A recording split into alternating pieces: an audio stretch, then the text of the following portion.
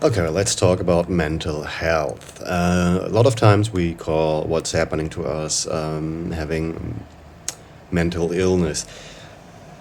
I don't think that's necessarily the correct phrase to use it because I come from a very heavy background in the traumatic childhood.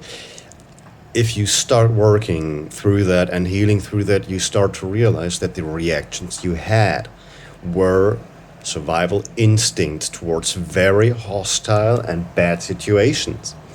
And let's talk about, for example, anxiety problems in a social environment where you feel social anxiety. Ask yourself, have you ever learned to socially interact with others? Have you learned how to reflect upon yourself? Ask yourself, what do I want to communicate? How do I want to communicate it? And why do I want to? If the answer is no, or you can't really tell, well, you should have learned that as a child. That is part of what parents should actually do. Parents have a role as a mentor, and we have a massive amount of quote unquote parents, I refuse to call them that actually just push you back into daycare, into public school, into whatever. They don't do that job. The problem is the human psyche is built around the concept that you have somebody you trust, hence parents, where you have the smell and all of that things. You trust them enough to teach you things. If they don't do it, there needs to be other mentors. This is why we actually are tribalistic animals which have an extended family. Problem is, when we have a very strong social structure, everybody just is gonna point you towards like some social offers, teachers, or whatever. These people have nothing to do with your real life situation. They don't know your preferences. They barely know you. You are their job. That is not how you learn things. So you have not learned these communicative skills yet, or basically why we communicate and interact with society. So, is it so much of a mental illness that you have social anxiety, or is it just the fact that you have no concept, no understanding? You cannot imagine why and how you would communicate these things because nobody ever teach you.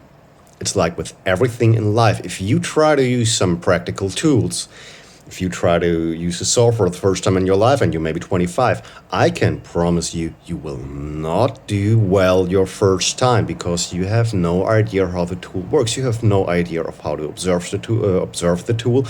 If you haven't learned how to, even even if you're one of the very few very high IQ children, you will not figure everything out by your own because you can't.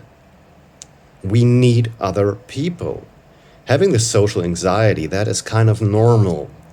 In socially interacting, we also learn that it is also trust that is needed to interact with other people and trust them to not destroy yourself. If everybody in your life abused you, you will have no idea how that feels. That thing is going to be very new, and new is very scary. Is it really mental illness?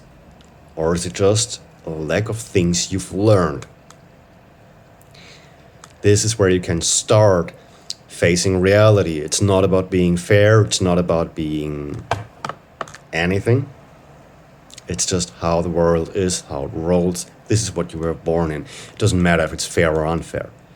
You got to start there because if you want to be happier, if you want to interact, have more healthy interactions with people, if you want to get rid of this thing where finally, when your anxiety doesn't stop you from interacting with somebody and you become super needy and project onto that person, you subconsciously or maybe even consciously know that you are also pushing these people away at the same time. Because loading up everything on another person you just met, that's way too much. That's more than anyone can ever handle. And you have to learn that you are needy, you have to accept that, and you have to learn how to interact in a way so you are less needy, where you support yourself and where you're just more happy with your social environment. And this is what you want. This is what we all want. A lot of times we just don't know how to get there. So Is it really mental illness, or is it a lack of things you've learned and known?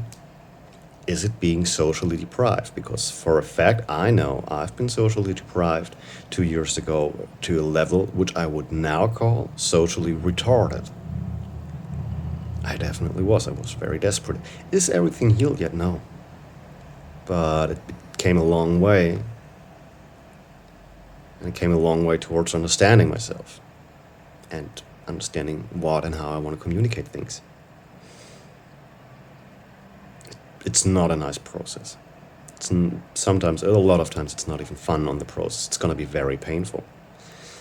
But that's the way where you go for it, and this is how you get to be more happy.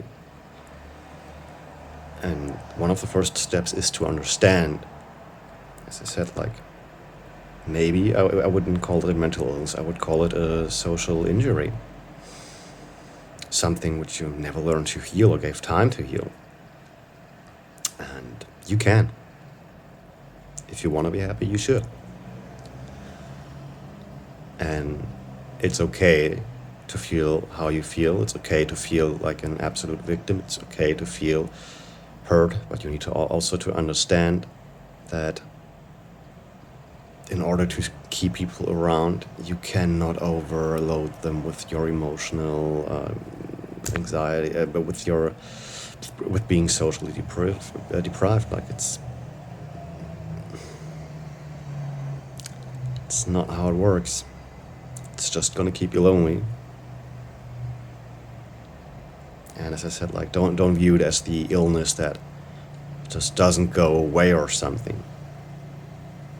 It can, because it's not that you have added something, it's that you're lacking something. And after a lot of development, after a lot of pain, you will just start to grasp the concept of it. And the feeling of insecurity when somebody makes you an honest compliment, that will stop. You will be able to accept that. You will be able to feel good things towards these people and accept people feeling good things towards you. And it shouldn't not just be a partner. It should be a lot bigger. It should be more people. A partner is part of that, but if you can't accept good things, I don't think any relationship's necessarily going to work out well. Maybe it will. Just, I have never seen a case where that happened. A long-term thing. And I'm 30 years old now.